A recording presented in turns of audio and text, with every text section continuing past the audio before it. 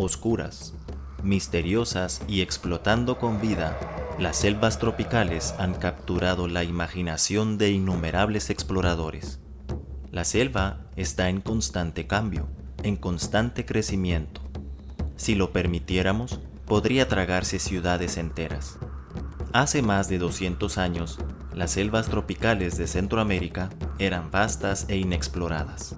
Había rumores, sin embargo, de enormes monumentos de piedra asomando a través del paisaje. En 1839, el explorador estadounidense John Lloyd Stephens y el artista británico Frederick Catherwood se propusieron investigar estos rumores.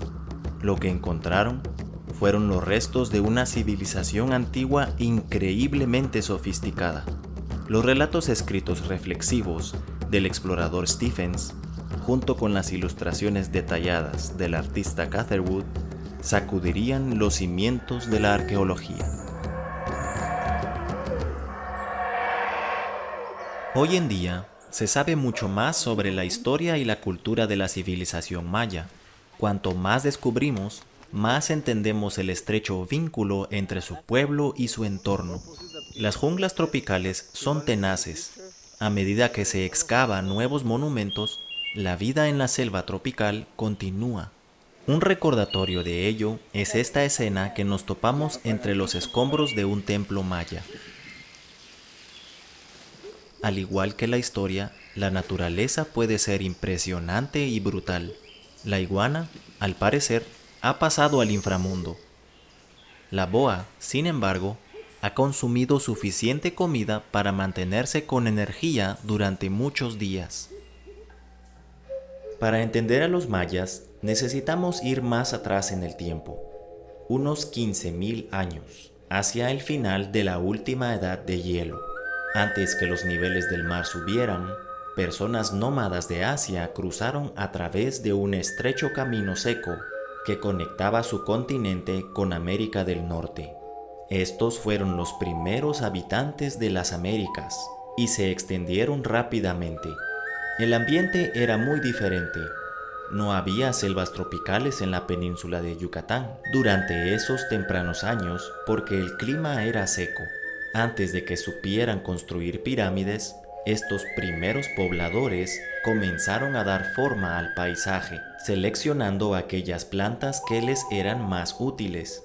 El acceso al agua era esencial para el consumo y la agricultura. La península de Yucatán es básicamente una plataforma de piedra caliza soluble. Esta zona es única en el sentido de que hay pocos ríos sobre el suelo. Sin embargo, está plagada de cuevas llamadas cenotes. Me gusta pensar en estos cenotes como cápsulas de tiempo geológicas, y hoy vamos a explorar algunas.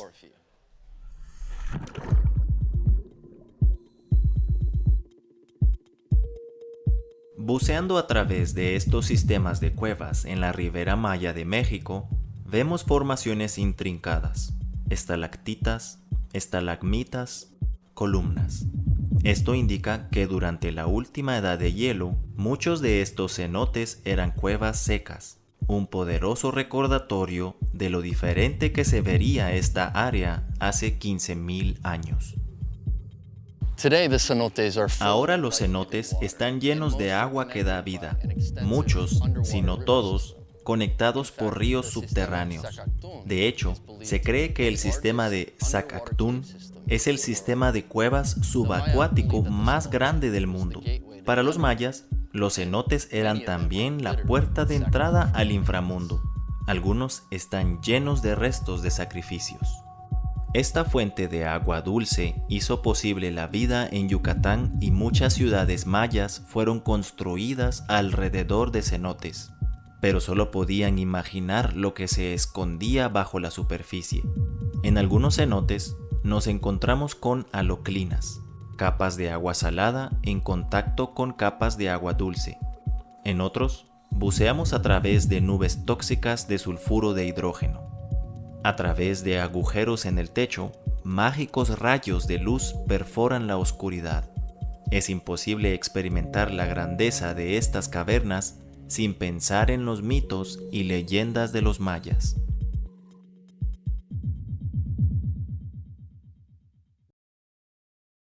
A lo largo de miles de años, la domesticación de plantas como el maíz, el frijol y la calabaza transformaron a los ancestros de los mayas de cazadores-recolectores a pioneros agrícolas. Fue en la península de Yucatán y el norte de Centroamérica donde estos agricultores se unieron para formar la civilización más sofisticada del Nuevo Mundo. Desarrollaron una compleja escritura jeroglífica, introdujeron el concepto del cero y diseñaron el calendario más preciso del mundo. Una clase privilegiada de reyes, sacerdotes y escribas gobernaba al pueblo. Los reyes eran considerados como dioses, con una gran cantidad de piedra caliza bajo sus pies. Los campesinos construyeron pirámides y templos para honrar a sus reyes dioses y también para enterrarlos. En vida, los reyes vestían con pieles de jaguar y plumas del resplandeciente quetzal. Al morir, sus rostros eran cubiertos por máscaras hechas de jade precioso. Estos signos de cultura y arte comenzaron mucho antes de la era cristiana, llegando a su máxima expresión durante el período clásico maya entre el año 250 y el año 900 después de Cristo. Los mayas crearon muchos dioses imaginarios basados en la naturaleza, tales como el dios de la lluvia, del sol e incluso un dios mono. Imaginaban a estos dioses venir a la tierra en ramas de ceibas gigantes. Los constructores mayas no tenían herramientas metálicas para cortar piedra caliza, ni carros con ruedas, ni caballos, ni bueyes. Usaban la física, rodando enormes bloques de piedra caliza sobre troncos y haciendo palanca hasta colocarlos en su lugar. Fue la fuerza humana y el ingenio en su máximo esplendor lo que construyó estructuras monumentales como esta de aquí, pirámide de Nohochmul, en la antigua ciudad de Cobá. Con 42 metros, es la pirámide más alta de Yucatán. Al igual que los romanos, inventaron un tipo de arco y un proceso para hacer cemento calentando la piedra caliza triturada. El arco les permitió crear espacios interiores en sus templos de piedra. El cemento les permitió estucar sus templos y luego pintarlos. Encontramos rastros de estuco y pintura en grietas profundas. La mayor parte se ha lavado con el paso de los siglos. La magnífica ciudad de Palenque luce así hoy después de su restauración parcial. Su torre de 4 pisos es diferente de cualquier otra estructura en el mundo maya. Sorprendentemente, Palenque probablemente tenía un aspecto muy parecido a esto cuando estaba ocupada. Decenas, tal vez cientos de ciudades mayas florecieron y se desvanecieron siglos antes de que Cristóbal Colón llegara. A finales del período clásico, poco antes del declive de la civilización maya, los estilos artísticos se volvieron altamente decorativos. Algunos templos al estilo Puc, como este en Cabá, estaban cubiertos de máscaras de mosaico del dios de la lluvia, Chac. En la parte trasera del edificio, 2 guerreros dan a la plaza. En el cuadrante del convento de Uxmal, una cabeza humana emerge de las mandíbulas de una serpiente de cascabel. En Labná, un gran arco está ricamente decorado. En Sayil, se introdujeron columnas redondeadas para soportar un edificio de varios pisos, una característica que recuerda extrañamente a los antiguos griegos. El estilo Riobek llevó la construcción a otro extremo. En Expujil, un templo tenía torres que no servían más que para fines decorativos. En Chicaná, uno entra en el templo a través de una boca monstruosa, tallada con los ojos y dientes de un jaguar. Estos sorprendentes ejemplos de arte en el período clásico tardío llevaron a muchos arqueólogos a suponer que los mayas eran un pueblo amante de la paz dedicado a las cosas buenas de la vida. Luego se descubrió una serie de murales en un sitio llamado Bonampak. Vemos al rey y a sus nobles presentados ante los cautivos de guerra, sus yemas de los dedos torturadas goteando sangre. En otro mural, la reina hace un sacrificio de sangre a los dioses pasando una cuerda espinosa a través de su lengua. Un dintel de piedra en Yaxchilán muestra a otra reina haciendo lo mismo. La guerra entre ciudades y estados era común. Tikal, en la actual Guatemala, gobernó una gran parte del mundo maya hasta que Calakmul formó alianzas con otras ciudades y derrotó a Tikal en el año 572 después de Cristo. Tal vez las enormes pirámides fueron construidas para causar intimidación más que cualquier otra cosa. Los altos monumentos jeroglíficos llamados estelas hablan principalmente de la victoria militar. Casi todas las ciudades mayas tenían al menos una cancha para el juego de pelota. La idea era golpear una bola de goma a través de un aro. El juego de pelota a menudo se presentaba en el arte maya, pero hay muchas cosas que desconocemos acerca de las reglas. Sí sabemos que el juego no era estrictamente divertido y era una representación de conflicto militar. A menudo los cautivos eran obligados a jugar, solo para ser sacrificados al final. Incluso en el deporte, los mayas mantuvieron la muerte presente. Para el año 1500 de nuestra era, una gran civilización había desaparecido. La construcción a gran escala cesó, las estructuras políticas se desintegraron y la gente se fundió en el bosque. Las teorías sobre las razones del colapso maya abundan. Tal vez fue el cambio climático y la sequía, una pandemia. Muchos expertos han sugerido que los mayas sobreexplotaron el paisaje, o quizá la agitación política haya sido la responsable. Probablemente fue una combinación de factores, pero la verdad es que tal vez nunca lo sabremos completamente. La mayor parte de lo que quedaba, los restos de piedra de una de las civilizaciones antiguas más impresionantes del mundo, fue finalmente reclamado por la selva. La selva tropical puede parecer un lugar presagioso. Para los mayas fue abundante. Los bosques tropicales son conocidos por su increíble biodiversidad y las selvas de Centroamérica son algunas de las más ricas del planeta. El clima es fundamental. Las selvas tropicales requieren de mucha precipitación. Las plantas toman agua a través de sus raíces y absorben el dióxido de carbono de la atmósfera. Al aprovechar la energía del sol, el carbono se sintetiza en azúcares que ayudan a las plantas a crecer. Los derivados, oxígeno y vapor de agua. Irónicamente, este proceso que depende tanto del clima crea nubes gruesas que ayudan a mantener estable el clima de la selva tropical. Las selvas tropicales, en muchos sentidos, son los pulmones de la Tierra. El ciclo de vida se mueve a una velocidad vertiginosa en el bosque tropical. La competencia por la luz solar, por el agua y los nutrientes es feroz, lo que conduce a una gran especialización y diversidad. La variedad de plantas es espectacular, cada una ocupando un nicho especial en la comunidad.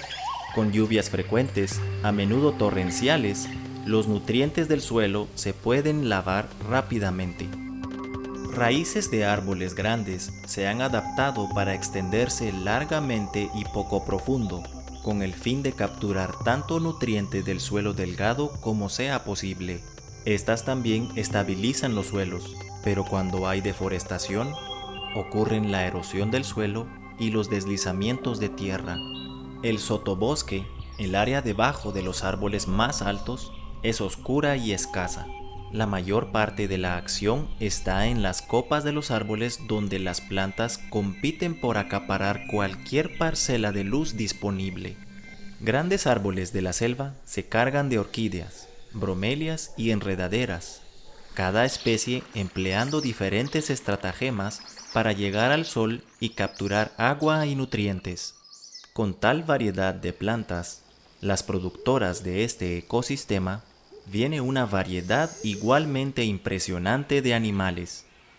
En términos numéricos, los insectos gobiernan la selva tropical.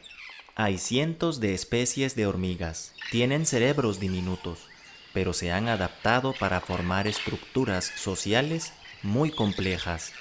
Cada individuo tiene una tarea y siempre están trabajando. Las hojas del dosel parecen como si se les hubiera disparado con una escopeta. El trabajo minucioso de millones de hormigas cortadoras de hojas.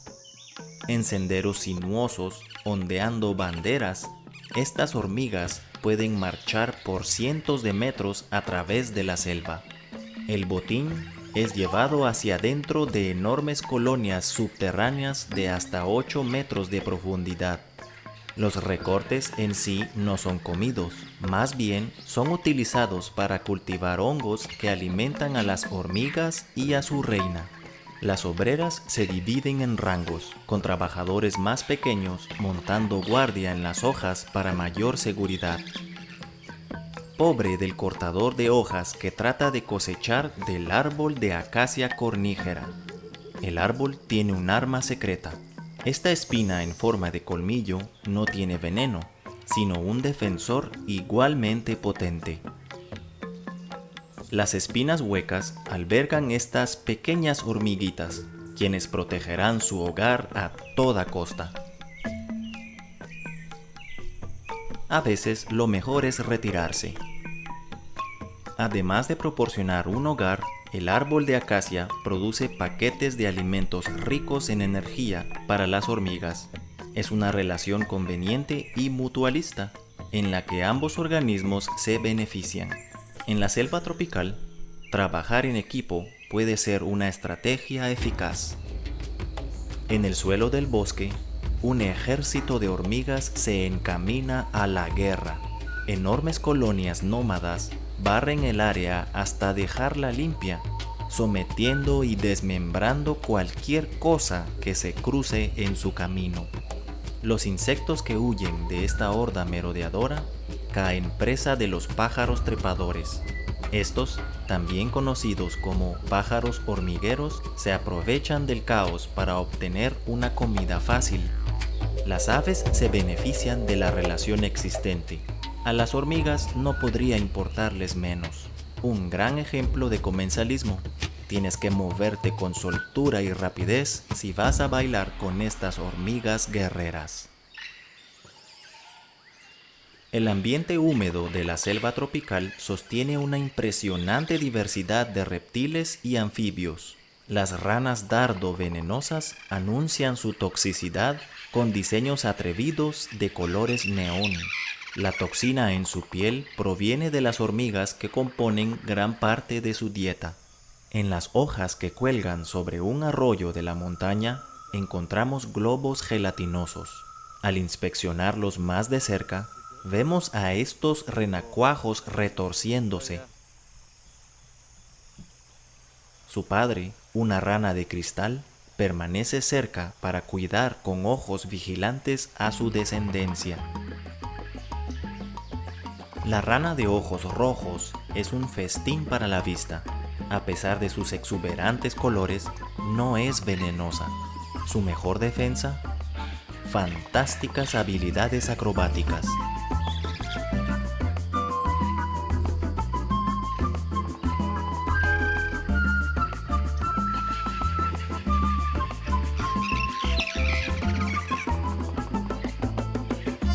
Menos mal que tiene patas muy adheribles, porque no siempre hace total contacto al aterrizar. Aunque es oscura, la selva está llena de color. Las flores comercializan su producto, néctar rico en azúcar, a polinizadores igualmente coloridos. A cambio de una comida, mariposas, polillas y colibríes ayudan en la reproducción de innumerables plantas de la selva tropical. Los colibríes pueden ser tan brillantes como las flores de las que beben. Con el fin de beber sin dañar la flor, los colibríes se suspenden en el aire, batiendo sus alas hasta 80 veces por segundo. Ese es el poder de una dieta rica en azúcar. Los colibríes son también el único grupo de aves que puede volar hacia atrás. Una vez polinizadas, las flores a menudo se convierten en frutos nutritivos, un festín para muchas otras aves. Debido al clima tropical, cientos de especies de plantas florecen y fructifican durante todo el año. Para una pareja de guacamayos escarlata, siempre hay un guayabo o una palmera llenos de fruta. Los monos son lo suficientemente ágiles para alcanzar frutos en lo alto del dosel de los bosques productivos de Centroamérica. Sus largas colas son fundamentales para mantener el equilibrio, pero los monos araña tienen colas multiusos, básicamente una extremidad de agarre extra. La cola es una valiosa herramienta para la vida entre los árboles. Monos con colas prensiles solo se encuentran en el Nuevo Mundo.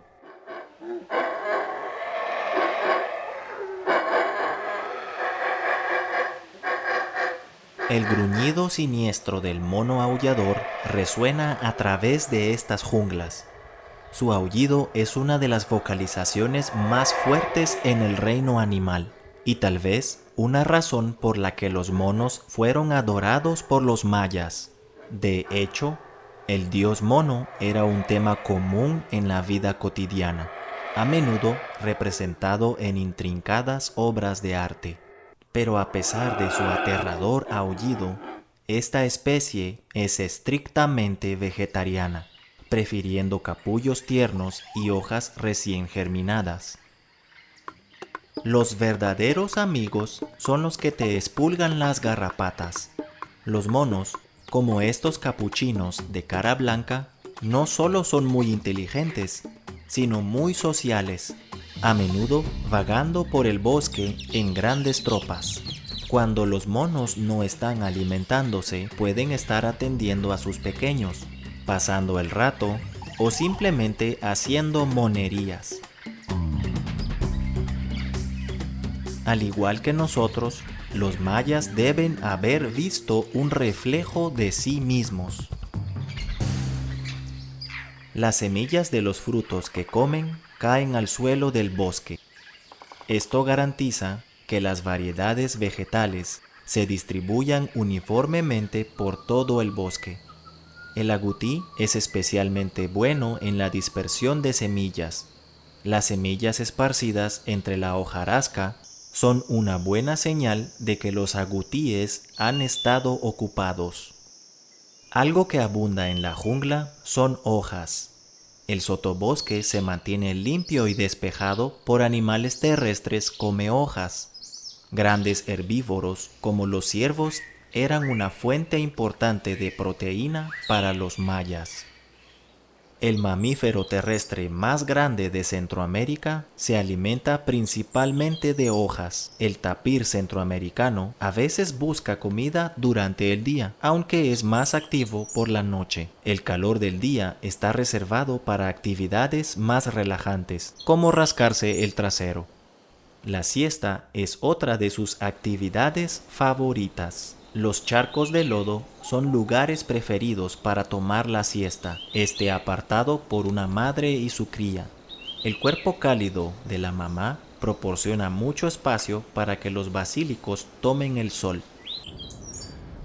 A los tapires les encanta el agua, y tuvimos la suerte de filmar a un joven macho cruzando un río estuario para llegar a lo mejor de los terrenos de alimentación. Los machos pueden ser territoriales, y este joven pronto fue perseguido de vuelta al agua por un macho más grande. El tapir era cazado por los mayas, y con un peso de hasta 360 kilos proveían abundante proteína. La piel dura se utilizó para crear escudos para los guerreros mayas, que sin duda respetaban la personalidad a menudo agresiva del tapir. Hoy en día, debido a la caza furtiva y la pérdida de hábitat, el poderoso tapir es extremadamente raro.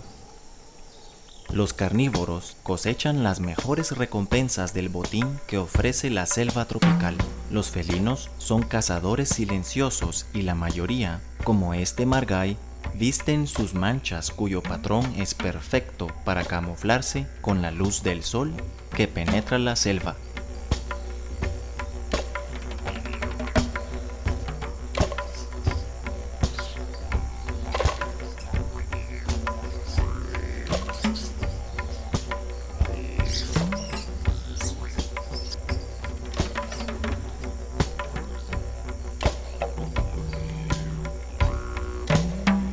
El rey indiscutible de la selva tropical es el jaguar. Para los mayas, representaba un poder indómito. Los reyes adoptaban nombres como escudo de jaguar o pata de jaguar y vistieron sus pieles como símbolo de dominio. En ocasiones, los jaguares eran sacrificados, la máxima ofrenda a los dioses. Hoy en día, ni el jaguar ni los antiguos mayas gobiernan ya este territorio y las selvas tropicales se están reduciendo. Los bosques tropicales de todo el mundo están en peligro, pero en Centroamérica el problema es grave. El Salvador ha perdido más del 80% de sus selvas. El desarrollo en expansión, la tala ilegal y cultivos comerciales como las plantaciones de palma africana son algunas de las principales amenazas. El resultado es la fragmentación de importantes territorios de vida silvestre y una pérdida general de biodiversidad. También empezamos a darnos cuenta de los efectos del cambio climático, y la destrucción de estos bosques es particularmente preocupante. Sabemos que a través de la fotosíntesis, las selvas tropicales son responsables de atrapar grandes cantidades de carbono. Los subproductos que producen, oxígeno y vapor de agua, son esenciales para la vida en este planeta. Pero las selvas no han desaparecido por completo, y a pesar de lo que enseñan muchos libros de historia, los mayas tampoco. Una de las cosas que noté cuando íbamos a la escuela es que solían decirnos que los mayas vivieron en este país y que después desaparecieron. Así que un día conocí a un tipo de los Estados Unidos. Estaba mirando un monumento antiguo en mi granja y dijo: "Me pregunto a dónde fueron estos mayas". Yo le dije: "No se han ido a ningún lado". Me preguntó: "¿Qué quieres decir?". Y le dije: "Estás hablando con uno de ellos". Muchos han afirmado que los antiguos mayas degradaron tanto su tierra que provocaron un colapso ambiental. Esto es improbable, dice la arqueóloga Annabelle Ford, que en 1983 encontró la antigua ciudad de El Pilar, en el oeste de Belice.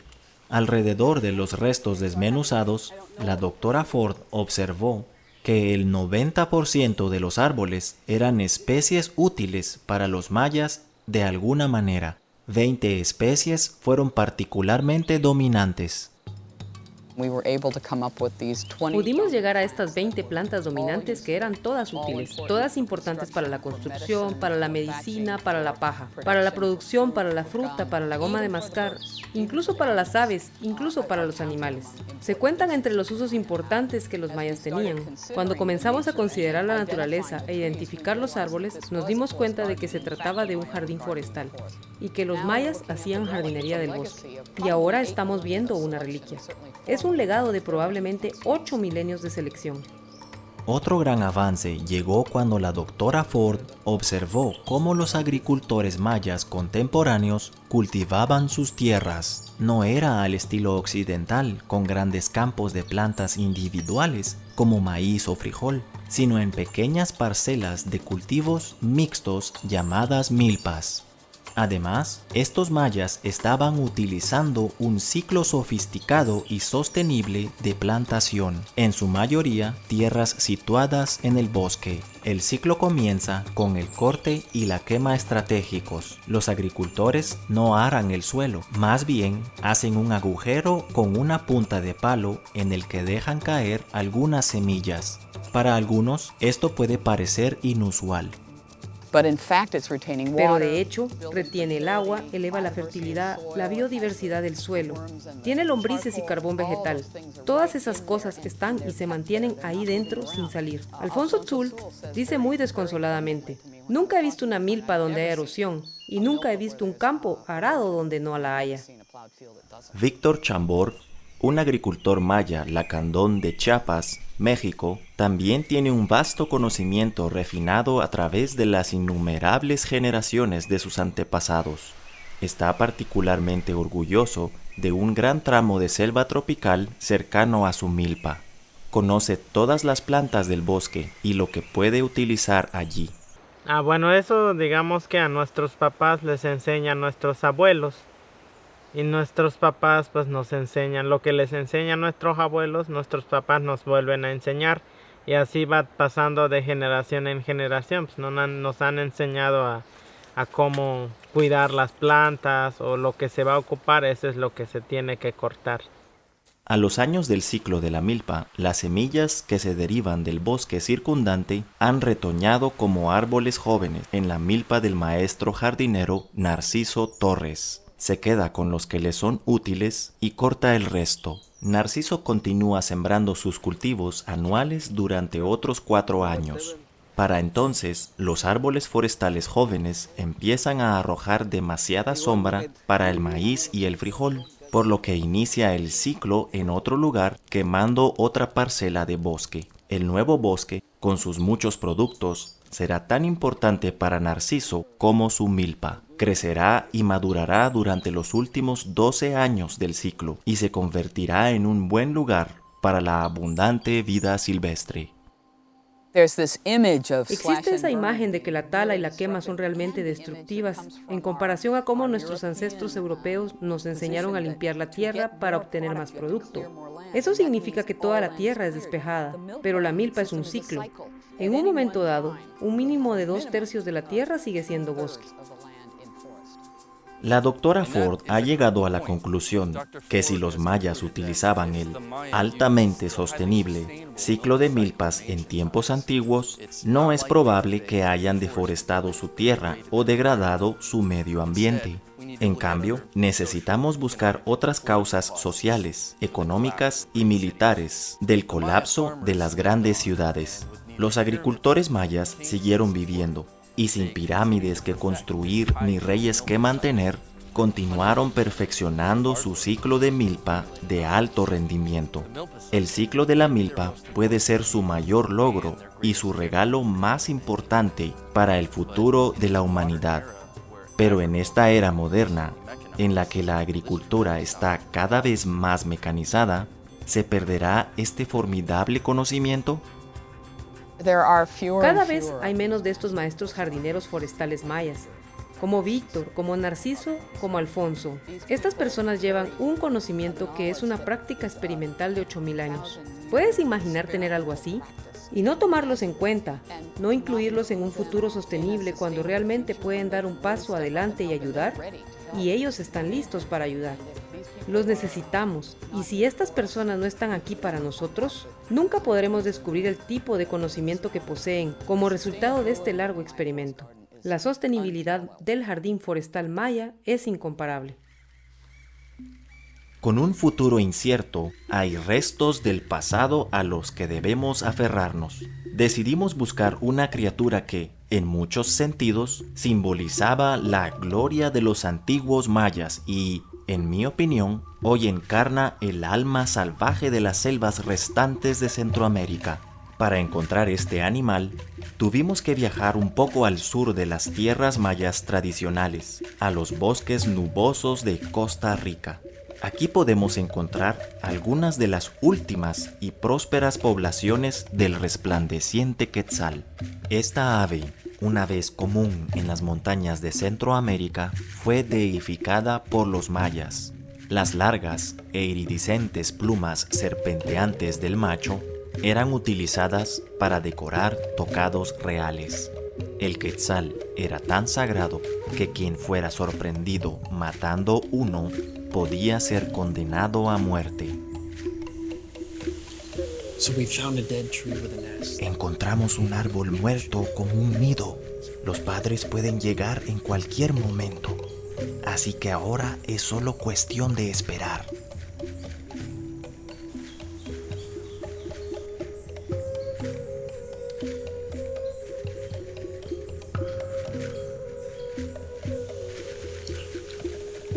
Lo tenemos, el hermoso Quetzal.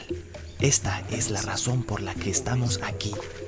El resplandeciente Quetzal exhibe algo que llamamos dimorfismo sexual. Esto básicamente significa que en esta especie existen diferencias físicas entre el macho y la hembra. Esto es importante porque mientras más llamativo y colorido sea el animal, en este caso el macho, más atraerá la atención lejos del nido a potenciales predadores. Para el quetzal, un árbol muerto es fundamental para su ciclo vital. Su pico está diseñado para arrancar frutas, no para cincelar madera. En su lugar, el quetzal ocupará un agujero abandonado de pájaro carpintero, ampliando la cavidad. La madera debe ser agradable y suave. Incluso un árbol muerto tiene un lugar en el ecosistema de la selva tropical. Los adultos se alimentan principalmente de frutas, especialmente aguacates silvestres.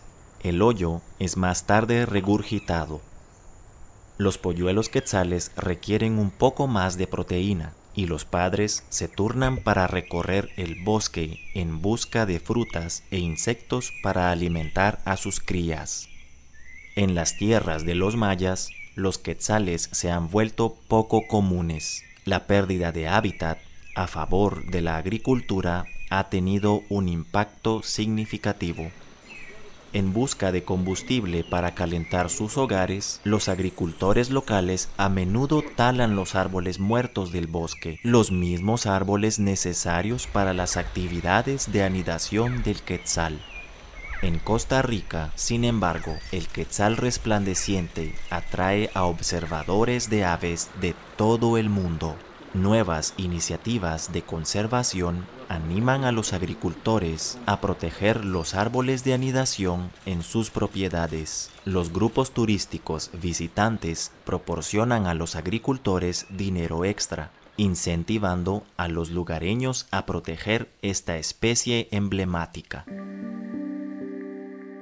Capturar esta ave excepcional en la cámara fue una experiencia inolvidable y me anima a saber que el resplandeciente quetzal, un símbolo de la grandeza de los mayas, todavía prospere en estos bosques nubosos. En otras partes de la región, sin embargo, los quetzales, tapires, jaguares e innumerables otros animales se ven amenazados a medida que sus bosques desaparecen a un ritmo alarmante. La civilización maya se desvaneció en la selva hace 500 años. Su legado, sin embargo, sigue vivo. Corre por las venas de Narciso, Alfonso y Víctor. Está grabado en la piedra de Tikal, Palenque y Cobá, y los bosques. Estas selvas vibrantes, diversas y amenazadas, estas son las selvas tropicales de los mayas.